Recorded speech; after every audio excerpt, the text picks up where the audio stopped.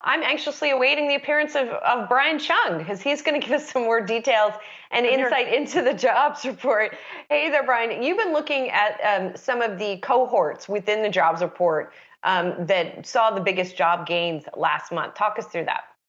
Yeah, well, we've already had 40 minutes to take a look at the headline numbers, so just kind of want to focus on a few deep dive bits that maybe people have missed while they continue to digest those numbers. And the first point here is really that it's the ladies driving a lot of the employment gains that we had seen in the month of March. When you take a look at just the headline employment gains, month over month in employed 16 years and over, about 218,000 more men in March than in February that were in the workforce compared to women who saw nearly 500,000 gains. And I want to point out that this is different than the headline payrolls number because this is not the flows. This is just a snapshot of the number of people employed as of the time of the survey. But again, does suggest that it's women that have been driving as of late a lot of the surge that we've seen in the employment and labor market. But one other interesting point is whether or not there's anything in this report that tells us whether or not we should expect further gains in April, May, the other months of 2022. And take a look at this statistic. This is the measurement from the BLS of the people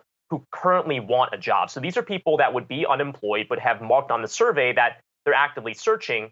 5.4 million in February, that ticked up to 5.7 million in March. And for what it's worth, I think we have a line chart as well that shows you have not really seen too many episodes on a month over month basis of an uptick in this number. And in fact, by my calculations, this is the largest month over month gain in the people who are looking for a job since the economy was reopening at the end of 2020. You would have to rewind to November 2020 to see a month over month gain like this. So this suggests to you that people are looking at the search ads and maybe trying to get back into the market when we talk about April or May. So that's very much a bellwether for perhaps further gains in the market, at least through perhaps the summer. So when we hear people say, man, we should expect to see the labor market get a little bit more slow in terms of growth later this year, at least for right now, that statistic showing you there's still a lot of steam left to go in this labor market, guys.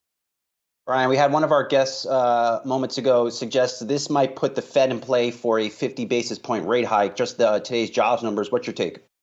Yeah, when you take a look at the wage gains numbers, of course, the average hourly earnings indeed are remaining at elevated levels. Now, I want to emphasize that they're not continuing to go up. So obviously, when we take a look at wage growth numbers, it's not like it's continuing the trend line that we were worried about at the end of 2021. But the fact that wage gain numbers haven't come down does certainly suggest that the Federal Reserve is assessing this labor market as one that is unsustainably hot. Chairman Jay Powell had already described it as such even ahead of this report. So it seems like there's really no measurement that we would see in this report that would convince the Fed actually the labor market isn't going to provide further upward pressure on inflation. So it seems like, if anything, that would certainly give a little bit more credence to a more aggressive reaction function from the Fed. Now, of course, as is with the case with everything, there's another whole month before we get to the next meeting in that first week of May. So who knows what the other data is going to come in by that point in time. Inflation, PCE, CPI going to remain